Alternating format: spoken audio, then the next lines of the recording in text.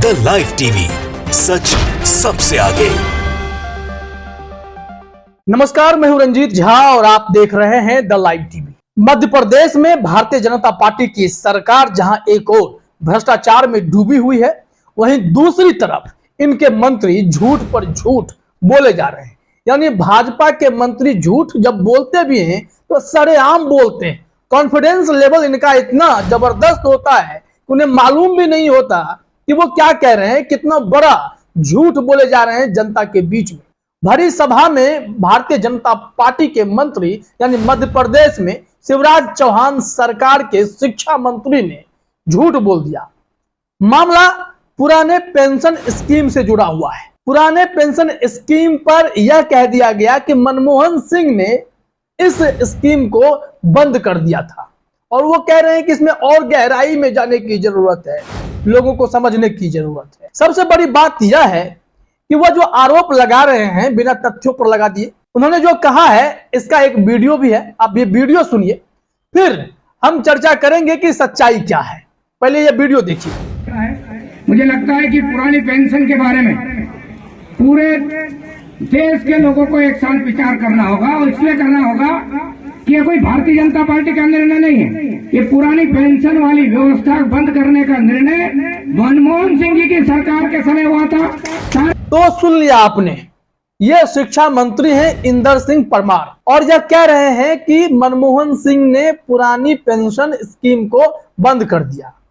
लेकिन सच्चाई क्या है ये हम आपको बताते हैं।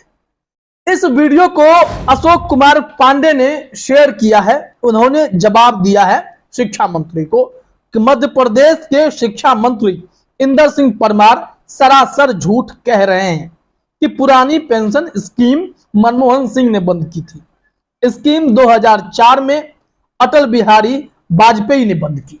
इस संबंध में उन्होंने एक फैक्ट भी दिखाया। दैनिक भास्कर की खबर का एक स्क्रीनशॉट है, वो भी आप अपने स्क्रीन पर देखिए। अशोक कुमार पांडे ने ही शेयर किया, वो हम आपको दिखाएंगे। साथ ही साथ आगे ये भी बताएंगे कि क्यों लोग पुरानी पेंशन स्कीम की मांग दोबारा से कर रहे हैं, पुरानी पेंशन स्कीम के फायदे क्या हैं और नई पेंशन स्कीम जिसे अटल बिहारी वाजपेयी ने लागू किया, पुरानी स्कीम बंद करके उस पर लोग क्या सोचते हैं।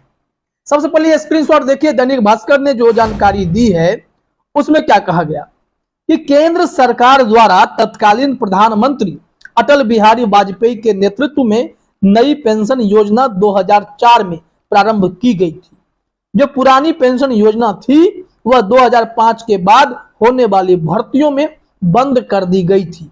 नई पेंशन प्रणाली के आधार पर कर्मचारियों को उनके वेतन से एक निर्धारण राशि काटकर के सरकार के द्वारा भी उतनी राशि का अंशदान करते हुए संपूर्ण राशि निवेश कर दी जाती है। यार इतना दूर पढ़ने की जरूरत भी नहीं है, लेकिन जो आपने ऊपर के जो 3-4 लाइन को देखा उसमें बातें स्पष्ट हैं कि जो पुरानी पेंशन स्कीम थी जो लगातार चली आ रही थी, जिससे सरकारी कर्मचारी लाभान्वित होते थे, उस पेंशन स्कीम को बंद करने वाले अटल बिहारी वाजपेयी थे, ना कि मनमोहन सिंह।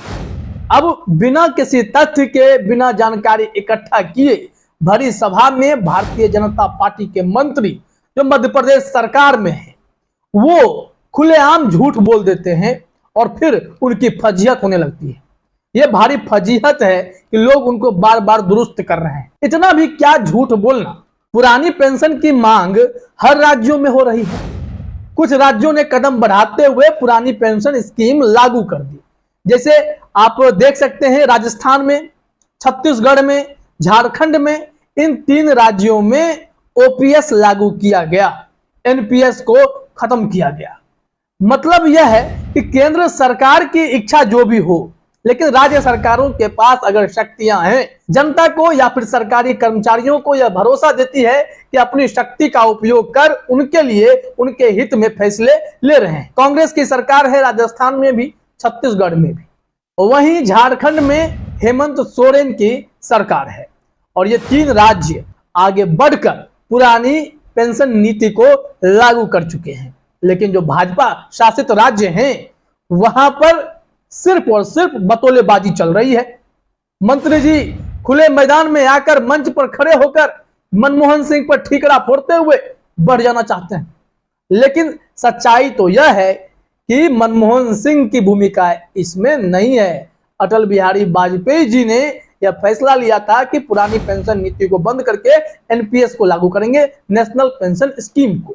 अब उनकी सोच उस वक्त यह रही होगी कि देश के तमाम नागरिकों को जो असंगठित क्षेत्र में या संगठित क्षेत्र में काम करते हैं वो एनपीएस का लाभ ले सके। हालांकि इससे भारी नुकसान सरकारी कर्मचारियों को हो गया, चाहे राज्य स्तर के कर्मचारी हो या केंद्र स्तर के कर्मचारी हो, उन्हें झटका लग गया। अब शिक्षा मंत्री ठीकरा मनमोहन सिंह पर फोड़ देंगे तो फजीहत तो होगी ही। अब जरा आपसे चर्चा करते हैं कि ये पेंशन स्कीम को लेकर के इतना बाबेला पूरे देश भर में क्यों मचा हुआ है, क्यों लोग पुरानी पेंशन स्कीम ही चाहते हैं। दैनिक भास्कर ने इस मामले में जानकारी भी दी है और खबर में यह भी बताया गया कैसे पुरानी पेंशन स्कीम की मांग कर रहे कर्मचारियों को मध्य प्रदेश में सस्पेंड तक कर दिया गया। इस मामले में जरा दैनिक भास्कर की खबर का यह स्क्रीनशॉट देखिए। इसमें हेडलाइन में ही है, पुरानी पेंशन मांगने वाले 50 टीचर सस्पेंड, कांग्रेस का सरकार बनने पर पेंशन बहाली का ऐलान, जानिए सरकार और कर्मचारी संगठनों का रुख। इस मामले को लेकर के पूरी खबर बनाई गई है। इसमें वो जानकारी दी गई है पुरानी पेंशन स्कीम और नई पेंशन वाली बात, वो अपने स्क्रीन पर देखिए। ग्राफिक्स के जरिए दैनिक भास्कर ने समझाने की कोशिश की है। पहले जानते हैं क्या है नई पेंशन स्कीम। 1 जनवरी 2005 के बाद भर्ती अधिकारी कर्मचारियों के लिए अंशदायी पेंशन योजना लागू है। 1 जनवरी 2005 के बाद प्रदेश में 3.35 लाख से ज्यादा कर्मचारी सेवा में आ चुके हैं। ये मध्य प्रदेश का पूरा हिसाब किताब है। नए 3.35 से ज्यादा कर्मचारी पेंशन नियम 1972 के दायरे में नहीं आते और नई पेंशन स्कीम में कर्मचारी 10% और इतनी ही राशि सरकार मिलाती है। कर्मचारी संगठनों के अनुसार इस राशि को शेयर मार्केट में लगाया जाता है। कर्मचारियों का भविष्य शेयर मार्केट के ऊपर निर्भर हो गया है। रिटायरमेंट होने पर 60% राशि कर्मचारी को नकद दी जाती है।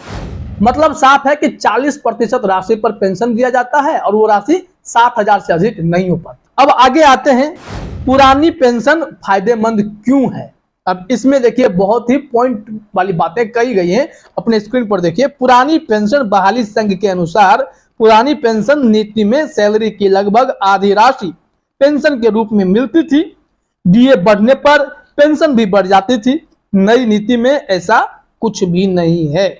पुरानी पेंशन स्कीम बहाल करने की मांग की यह 2 बड़ी वजह है और इसके लिए ही लगातार लोग आंदोलन भी कर रहे हैं, सड़कों पर उतर रहे हैं। जब सरकार से पुरानी पेंशन बहाल करने की बात ये कर्मचारी कहते हैं तो उन्हें पनिशमेंट दिया जाता है, सस्पेंड कर दिया जाता है और शिक्षा मंत्री को जब बोलने का मौका मिलता है तो वो फिर बिना जांच पड़ताल किए, बिना तथ्य जुटाए कुछ भी बयानबाजी करके और भी फजीहत सरकार की खुद की करा लेते हैं। बीजेपी की तो फजीहत हो ही रही है और झूठ बोलने में भारतीय जनता पार्टी अगर नंबर 1 की रेस लगे तो उसमें जरूर अव्वल आ जाएगी। ऐसा ही हमेशा से दिखाई पड़ता रहा है। तो पेंशन स्कीम को लेकर के शिक्षा मंत्री का झूठ पकड़ा गया, गलत जानकारी देते हुए ये बुरी तरीके से ट्रोल भी हो गए। बहरहाल मध्य प्रदेश में घोटाले की सरकार कही जा रही है। पोषण आहार घोटाले के बाद पीएम आवास घोटाला भी हुआ है।